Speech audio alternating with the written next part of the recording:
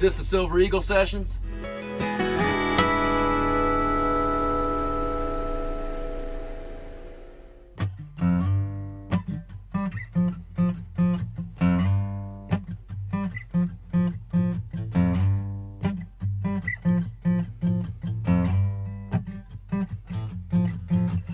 Hey y'all, my name's Patrick Hagerman.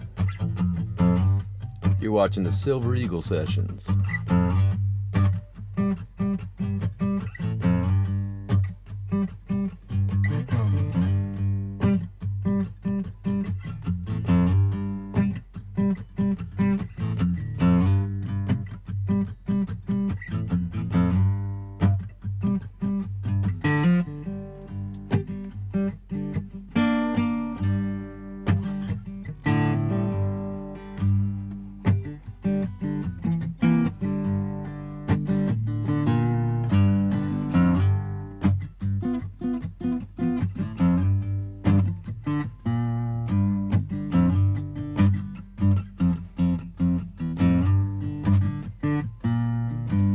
Valdosta women don't read newspapers, stubborn as the cotton sucking water from the ground.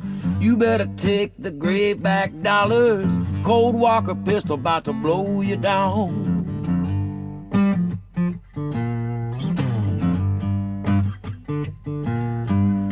Susanna's daddy had a big plantation. He never worked a day in his life. Johnny come to town on that main trunk railroad, asked Susanna for to be his wife.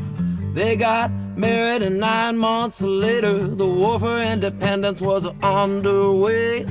Susanna's daddy gave Johnny his pistol, a brass belt buckle and a suit of gray.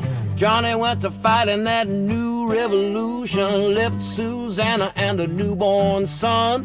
After Appomattox, all that she got back was that a 44 caliber lead ball gun. Valdosta women don't read newspapers, stubborn as the cotton sucking water from the ground. You would better take the grayback dollars, Cold Walker pistol about to blow you down.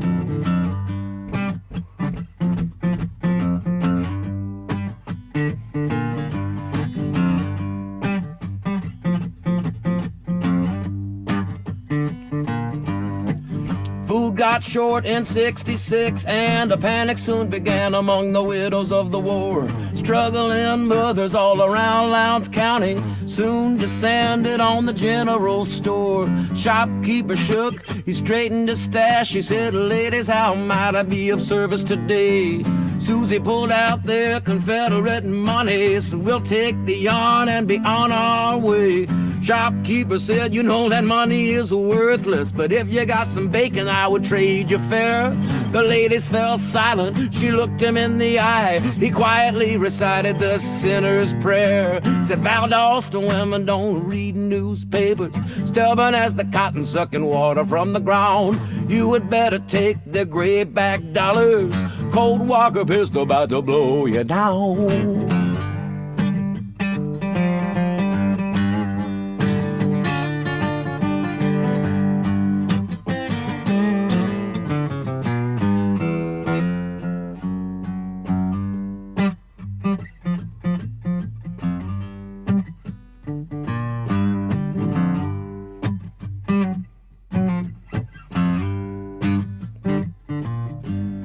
Shopkeeper said, "I don't want any trouble."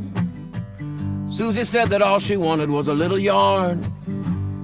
Susie reached down to adjust her stockings, up with Johnny's pistol on the end of her arm. You wonder what happened to that old shopkeeper? As far as I can tell, there ain't nobody knows. You wonder what happened to little Johnny Jr.? You bet your bottom dollar he got brand new clothes. Valdosta women don't read newspapers, stubborn as the cotton sucking water from the ground. You would better take the grayback dollars, Cold Walker pistol about to blow you down. I said, "Valdosta women don't read newspapers, stubborn as the cotton sucking water from the ground. You would better take the grayback dollars, Cold Walker pistol about to blow you down. Cold Walker pistol about to blow you down. Cold Walker pistol about to blow you down."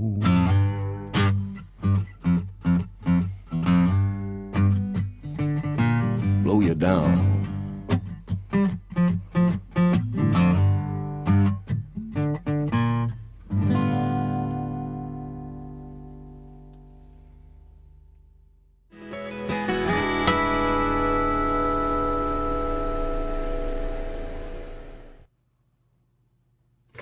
Patrick Hagerman, do you know any Valdosta women? Is that your type? I don't know any Valdosta women. You know, I was hoping to hear a good story, man. No, there's a decent story behind that one. So, I in the middle of lockdown, you know, when lockdown started, I thought, all right, everybody doesn't have to go to work. We're still making a little bit of money to live on. I can sit at home and write all the songs.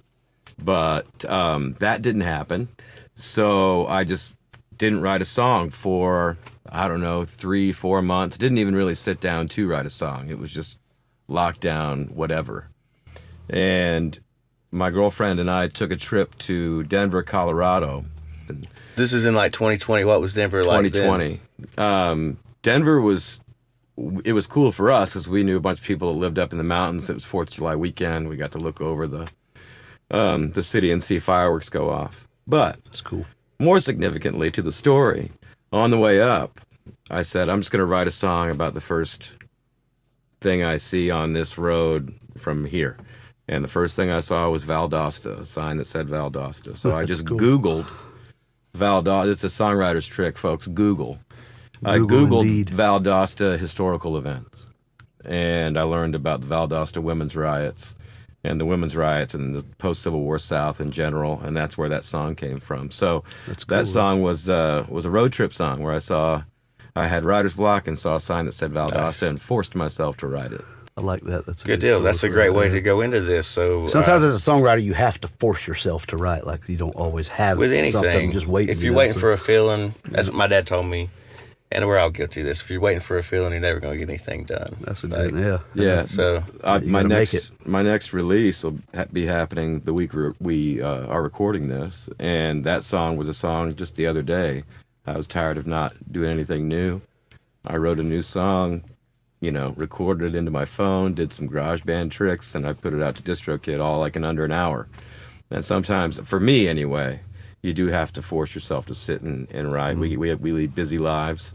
You know, I've got a child, I've got another job, and then I'm playing all the time, you know, live around Florida. So sometimes you feel like you don't have the time to write, but if you make the time to write, you know, you sit down and you can get something done. What are you looking for? You just looking for that that one word, or that's what sparks you, or do you have a concerted effort with, you have like some sort of, I'm going to go from A to B, and we always talk about songwriting process on Silver Eagle sessions. It's very important that as a songwriter that you know, share with us your journey to get that from here to most of my process kind of has a similar general flow, in that it's often in my notes app on my iPhone. It'll start with an idea. If I hear somebody say something interesting, I'll jot it down. If I say a line or think of a line that's interesting to me, jot it down. And sometimes the ideas develop right from, you know, you put down the line and you go. And sometimes you sit on them for a while, or at least the ideas, you sit for a while. And then, usually it's about, like I just said, making time to actually write the song. If it's not one of those, you know, just epiphany songs that appears there, which does happen to me occasionally, usually in the car or like a really inconvenient time where I've got to say, excuse me, I'm eating dinner with the family or something. And right when you're going to bed. Mm-hmm. Yeah. Right when you're going to bed. Oh, I've lost songs that way. I've lost quite a few good songs that way. Yeah. And you wake up, you think you dream them. You think you dreamt it, and then you'll never find it again, at least in my case. If a song comes to you when you lay your head on the pillow, get up, put 2 feet on the floor, and go write the song. If you want that song, you better get up and write it. Right. I always kind of look at a song as sort of like a filter. It's like you've got all these thoughts everywhere, all these ideas, and the song is what you filter all that through. Mm-hmm. So sometimes it takes a while. I've got songs that I wrote over the course of 10 years. You know, I started it 10 years ago, and then all of a sudden it was like, oh, that's how you end it right there. Everybody's got a different process, you know, but everybody's got a little bit of the same process. Yeah, That's for me, cool. it just involves the Notes app and, hopefully some divine inspiration. Yeah, Talk yeah. to text too. You can just speak right into it. I have true, been yeah. doing that a little bit more lately. I'm still not totally comfortable with that. Yeah. I like the physical. Well, she only gets it right about half the time. It's like when you're talking into it, Exactly. so Dude, it takes longer to have to go back and correct her than it does to just type it out Right. sometimes. And Mean there's something things- about the tactility. It makes me Yeah. feel like I'm really writing still. You remember know? it better that way as well because Sure. you literally have to type it out. That's something you learn in school young, you know. Yep. If you write it down, you're probably going to remember it.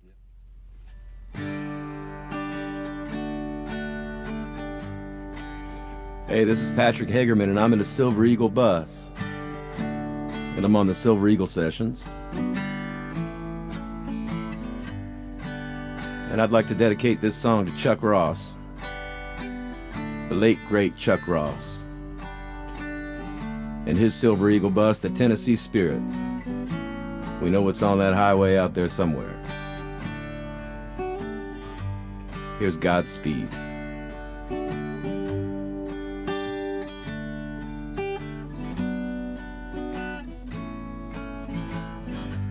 Grease me up with Hammond oil and light me on fire, or lay me in Kentucky soil and send out a wire. Tell all of my loved ones I won't be gone long. My body is empty, my spirit lives on, and my ghost is gonna haunt you. My ghost is gonna haunt you. My ghost is gonna haunt you when I'm gone. Freeze me in a field museum and put me on display, or lock me in a mausoleum. I won't fade away.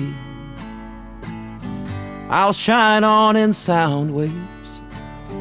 I'll move through the air wherever the wind blows. You know I'll be there, and my ghost is gonna haunt you. My ghost is gonna haunt you. My ghost is gonna haunt you when I'm gone.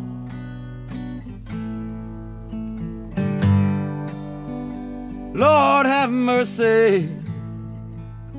Lord have mercy on me. Lord, I'm trying. Have mercy on me. I'm just trying to find my baby.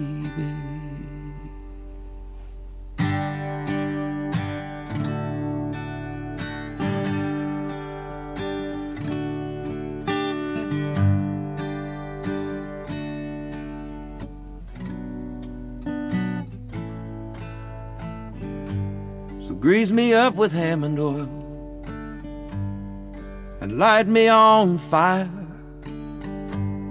or lay me in Kentucky soil and put out a wire. Tell all of my loved ones I won't be gone long. My body is empty, the Tennessee spirit lives on, and my ghost is gonna haunt you. My ghost is gonna haunt you. My ghost is gonna haunt you when I'm gone. Oh, my ghost is gonna haunt you. My ghost is gonna haunt you. My ghost is gonna haunt you when I'm gone, when I'm gone, when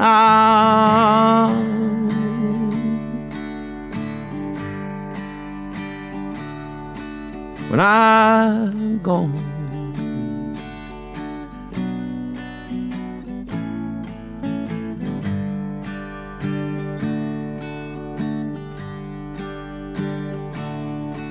Yeah, my ghost is gonna haunt you.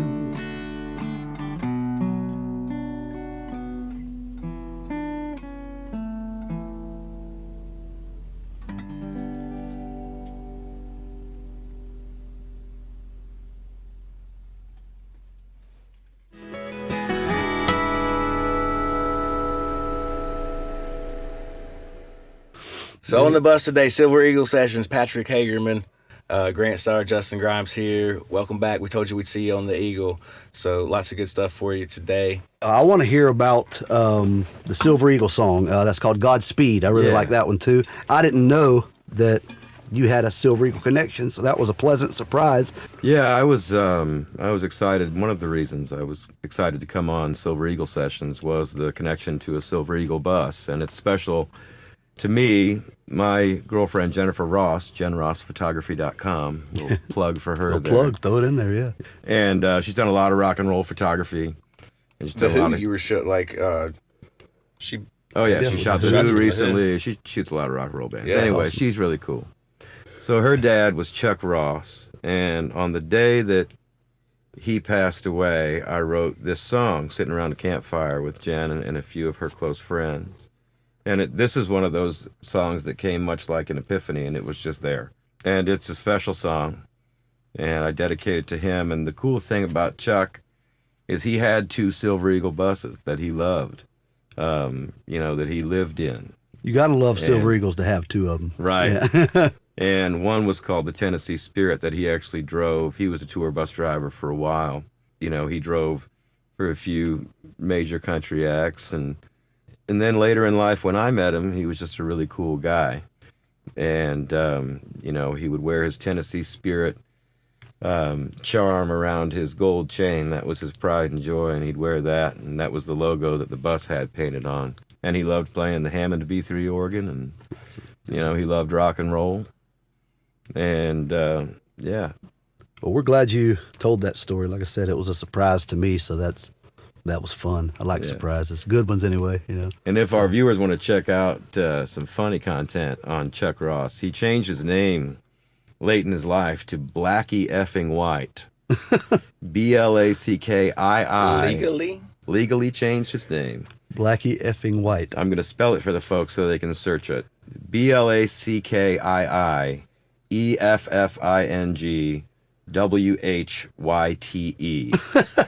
So Make it hard on everybody. He runs as a write-in candidate for governor of Kentucky, and he gets on a couple of news stations, and his whole platform was legalize marijuana in Kentucky. That's all he ran on, and he would wear these bandanas with pot leaves all over them, and just be out there advocating for cannabis in Kentucky. That's good shit. Silver Eagle Sessions. That's pretty. Silver Eagle Sessions.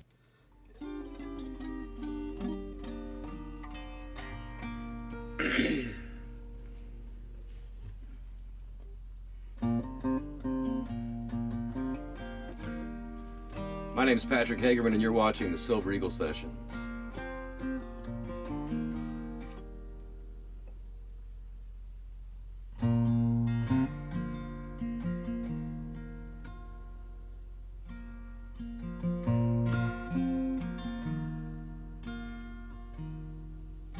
When I held your hand and I held my breath,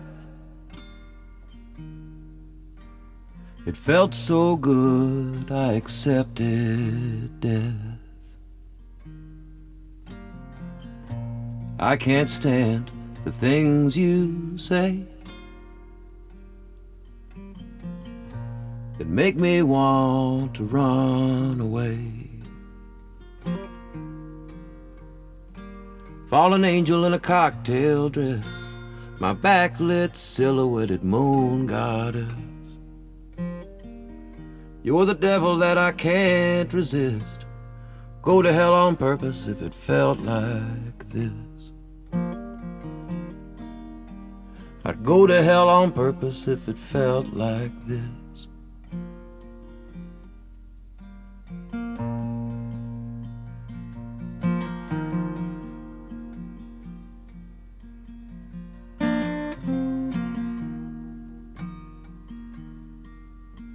I held you close in the morning light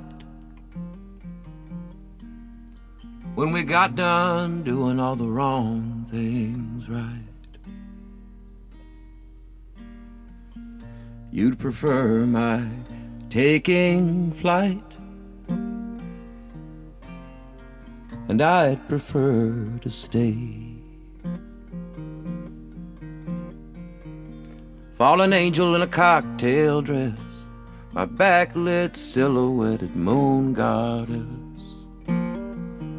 You're the devil that I can't resist. Go to hell on purpose if it felt like this. I'd go to hell on purpose if it felt like this.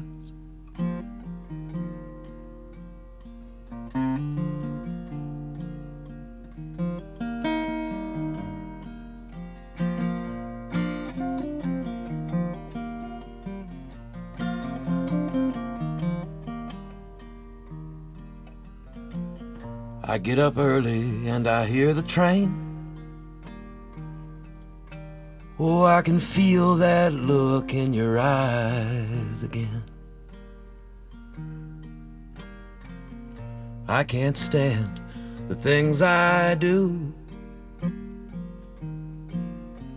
that keep me far away from you. And you're so pretty that I must confess, I think about you when I undress. And I can't stand to be on my own, so I keep trying just to call you home. Fallen angel in a cocktail dress, my backlit silhouetted moon goddess. You're the devil that I can't resist. Go to hell on purpose if it felt like this. I'd go to hell on purpose if it felt like this. I'd go to hell on purpose if it felt like this.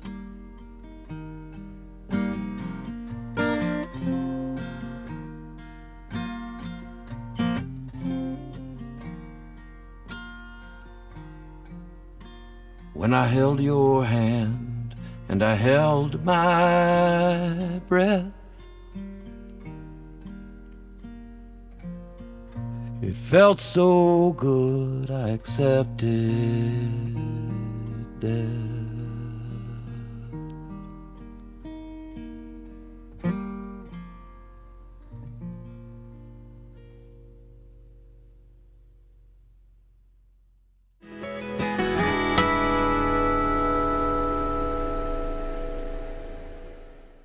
I'll let you introduce it, but that was a song that when I first spoke to you, I listened to it and I heard first, and it just immediately I was like, I want it. I want to hear it on the bus. I want to, I want to have this guy. So Yeah, Go to Hell on Purpose. I was raised by a former Catholic nun. My mom was a Dominican sister before she broke out of the convent, and shouldn't say that. You have to write to the Pope, get a formal letter. It's a big process to get out. be released.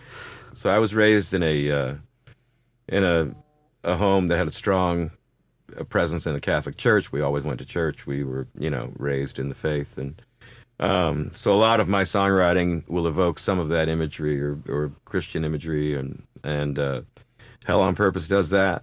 It's the idea of what you would sacrifice for another person.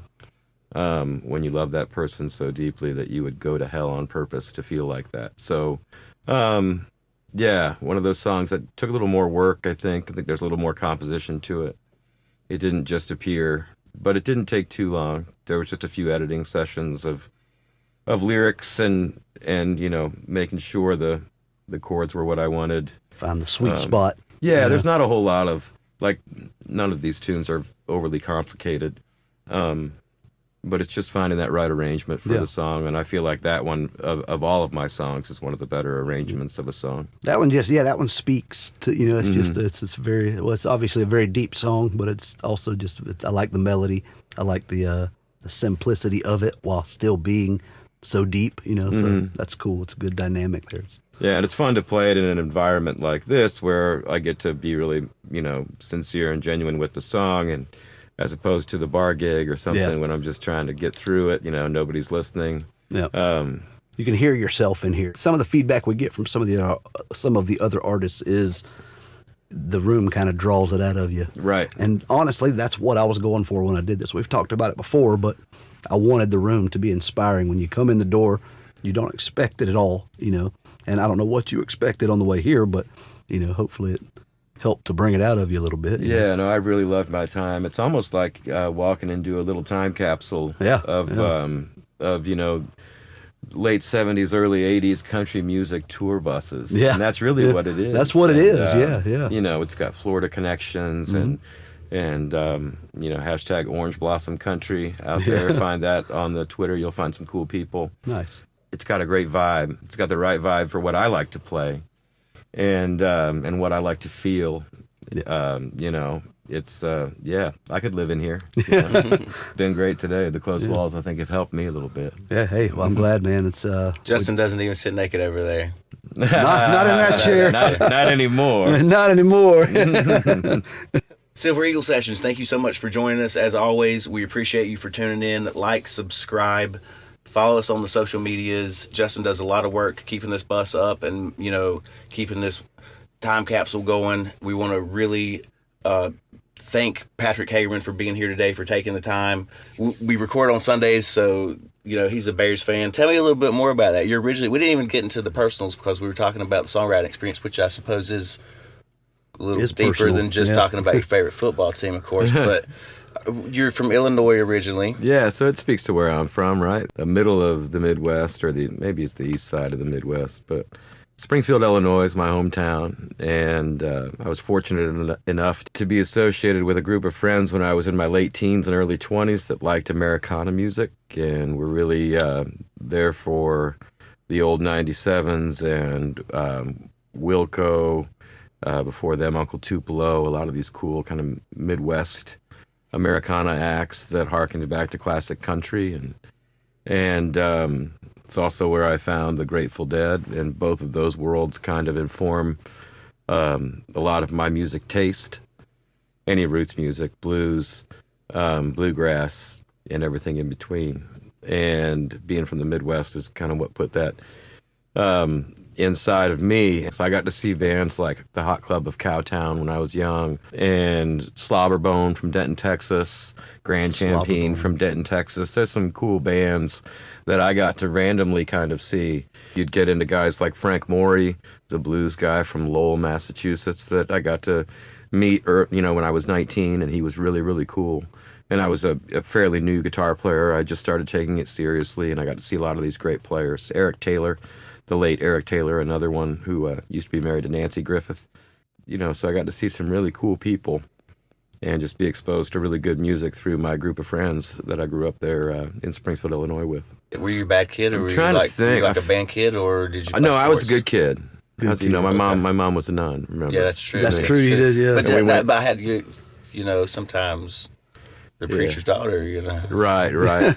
So. No, I was a pretty good kid. I was afraid of most everyone. I didn't want to, and I'm still that.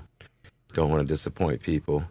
Overall, I think I was a pretty late bloomer as far as a lot of the bad kid things. No, I don't think I ever acted out in school too much. One time, Justin was 13 years old. He was going camping with his best friend, and he was listening to the Eminem album, and he got drunk on vodka and wrecked his mom's paid-for Suzuki going down a dirt road, and had to go to the hospital. It's easy to do that. I didn't even know about that story. I'm just kidding. That was me. Small wheel. I'm just kidding. Small wheelbases on the Suzuki. I threw a Monte Carlo through a telephone pole once. Oh, my mama and I 93 Suzuki. Anyway, tell me where to find you. Tell everyone where to find you. Yeah, online you can find me. I'm on TikTok, Instagram, Facebook. Hagerman Music is the easiest way to search for things. On Facebook, you can find my artist page. It's Patrick Hagerman. I'm also on Bandcamp. If you want some free content you can download, there's a few songs on there. I'm on Spotify and all other streaming services, Tidal, Apple Music. There's a few extra things on my YouTube channel. So yeah, while you're at it, go like and subscribe my own YouTube channel. Please follow him. Yeah, do. Yeah, just search for Patrick Hagerman, and I should pop up there. You see my big mug on my YouTube channel. I've got a song coming out the pretty soon after we record this, so that'll probably be up by the time you all see this, so check it out. It's called Selfish Unselfish. That's one you won't hear on the Silver Eagle sessions today, but is going to be out on all the streaming services, so give it a listen and share if you'd like. If somebody wants to reach out for booking, what's your preferred method of communication? Typically, you can email me at hagermanmusic@gmail.com with booking requests. You can also message me on Facebook or any of the socials that you can find me on. I see them all. So you respond to all of them then? Yeah. Okay, just making sure. Yeah. As long as they're the Hagerman Music page, I'll see it right away. Cool. And I'll see them all right. I look at those things every day. Cool. Man, we really appreciate you coming out. Like I said earlier, appreciate you making the drive. Really impressed with your music, and I'm glad to know there's, even more great songwriters around this area. So far, we're 5 for 5, I think. So. Well, I appreciate you having me, and it's been a great way to spend a Sunday afternoon. I look forward to maybe coming and doing it again somewhere down the road. Absolutely. We'd love to have you back somewhere. Hopefully, we'll be rolling pretty soon, and maybe next time we'll be able to come to you. Making music with my friends. All right, so it's been another successful Silver Eagle Sessions. I hope that you enjoyed it as much as we did, bringing you Patrick Hagerman. It's our pleasure to bring you talent from all over the state of Florida and eventually all over the United States, all over the world. So thank you so much for across the ocean. For making this journey. Don't tempt me with it. We'll drive through the ocean. Party barge. Anyway, I'm Grant Starr, Justin Grimes. It's Silver Eagle Sessions. Thank you so much for joining us once again. Like I said, like and subscribe. We appreciate you for your time. And we'll see you on the Eagle.